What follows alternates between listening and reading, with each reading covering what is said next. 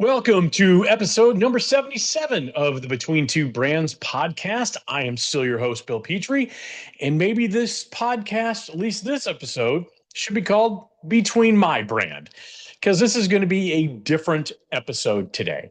Today is July 3rd. We have the United States of America's 250th birthday tomorrow, if you're listening to this when it drops, and I thought I'd do something different today. So there's no sponsor today, so there's no message or anything. I wanted to do a podcast that I've never done before, just me. The entire thing is just me. I don't know how long it's going to last, probably 8, 12 minutes. I have no idea. It depends how verbose I feel like being this morning, but I wanted to do something different because today, especially as we celebrate the 250th birthday of America, I want to choose gratitude over cynicism. And I hope you can roll with me for a minute. So, like I said, tomorrow's the 250th anniversary of the United States of America. What I'm about to share is simply my perspective on why I'm grateful to be an American. So, for the next few minutes, I'm not going to talk about politics. I don't want to talk about who's right, who's wrong. I just want to talk about something that we really don't spend enough time doing, and that's talking about gratitude. Now, we can hold two ideas at once. America has never been perfect. No nation is. We've made mistakes. We continue to have challenges. But loving your country doesn't require believing it's flawless. It requires believing that it's worth improving. Patriotism, in my mind, isn't about pretending your country has never stumbled. It's just believing it's worth helping back to where we all aspire it to be. This is still truly the land of opportunity. And I think a lot of people embody that, but my personal embodiment of that is starting brandivate. We, on July 6th, so on Monday, is actually the 6th anniversary of brandivate. Most businesses don't survive 3 years, let alone 6. I left stability. I left a steady paycheck, a job I understood, a job that I was doing a good job in, but it was time for me to go. But I bet on myself, and I did that with zero guarantees. I did that with the support of a lot of people. I had a business partner at the time, Kelsey Cunningham, who definitely was supportive of me. I had an investor in Josh Robbins over at Vault Promotions, who absolutely believed in my vision for what brandivate could be. And I had a tremendous support system from family and friends, obviously starting with my wife, Sandy. But again, I had no guarantees. Not one person handed me success. I've had to scratch, stumble, tumble, and claw my way to success, whatever success means. And success is still something I'm working at. Here's the thing. I had the freedom to try. You don't get that everywhere.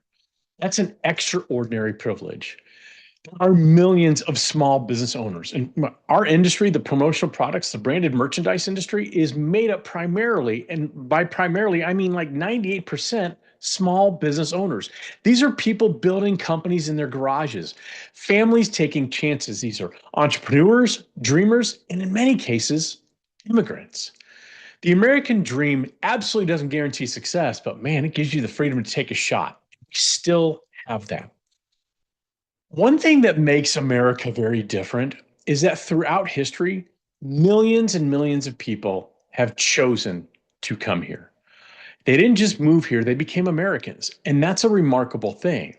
My family has been here.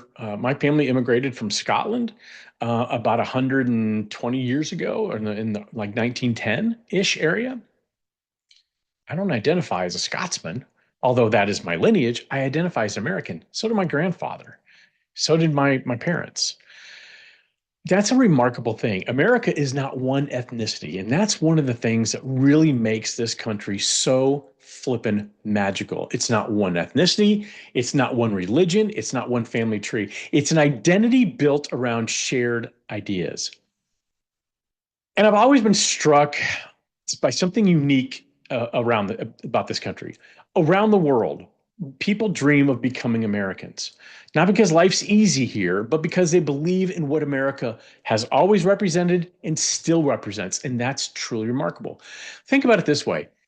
If you decide to move to, I don't know, Spain, let's use Spain as example. There's nothing against Spain. I love Spain. But if you decide to move to Spain and become a citizen, you'll never be a Spaniard.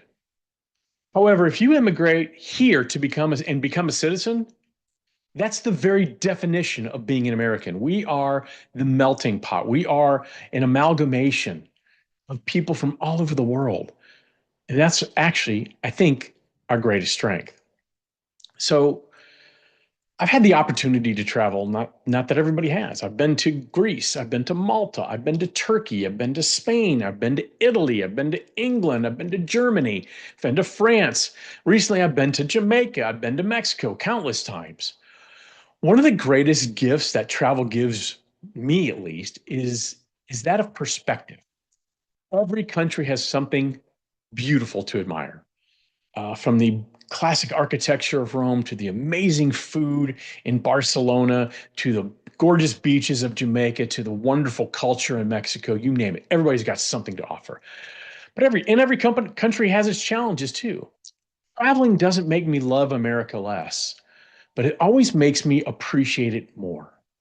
So as I bring this little soliloquy to a close, 250 years is an incredible milestone. I'm thankful for the people who came before us. I'm grateful for the opportunities I've been given. I'm hopeful for the future, and I'm committed to doing my small part to leave this country a little better than I found it. If enough of us make that choice, I think America's best days are still ahead. So I made some notes. I wanted to remember what I wanted to say. And I hope this maybe made you smile, made you think about what a privilege it is to have to have chosen to live in America, be born in America, or simply to be an American. I am so profoundly grateful that I am an American. That will never change. So today, I wish you, your family, everyone you know, everyone who's listening to this, an absolutely incredible Independence Day weekend.